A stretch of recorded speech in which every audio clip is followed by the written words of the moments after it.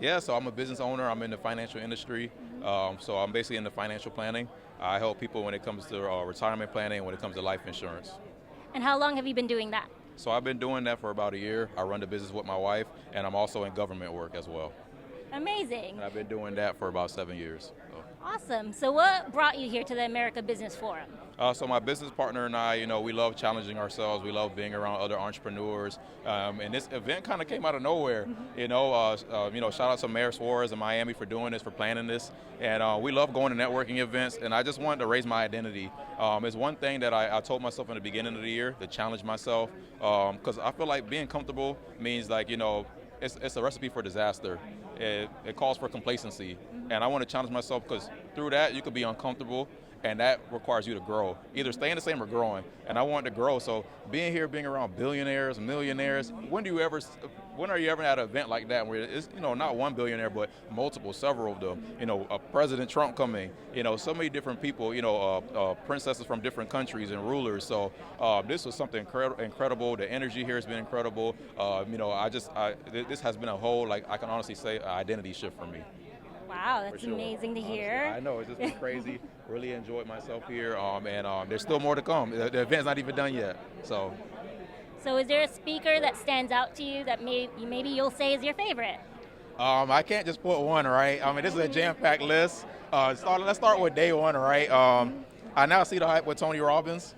I always seen him on the internet, but just seeing him in person, seeing how he can move, he's such a true humanitarian, a true advocate for world peace. How his was it $100 billion project that he's doing for people to feed world hunger. Him being in the financial industry like myself, true visionary, true leader. It was something that I really loved seeing. Day two, man, so many people, man, just that really stood out to me. Patrick Bet David, somebody I really look up to, somebody who really models our business model. That was something that really stood out to me. Serena Williams for the women, right? Being a women entrepreneur.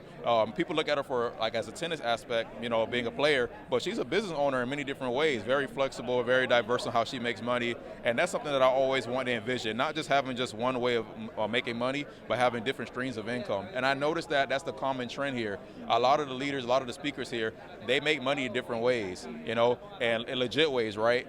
But they have different streams of income, and I feel like that's the true American dream here, especially here in Miami, is that you don't have to just there's not just one way of doing things, there's different ways of doing it, Definitely looking forward to for more people here to speak out, especially with we got Rafael Nadal, Jeff Bezos. Are you kidding me? I'm getting fired up right now, Just so many people here, you had the owner of the CEO of JP and Morgan. The people here today have just been incredible. If you love business, this is the place to be at for sure.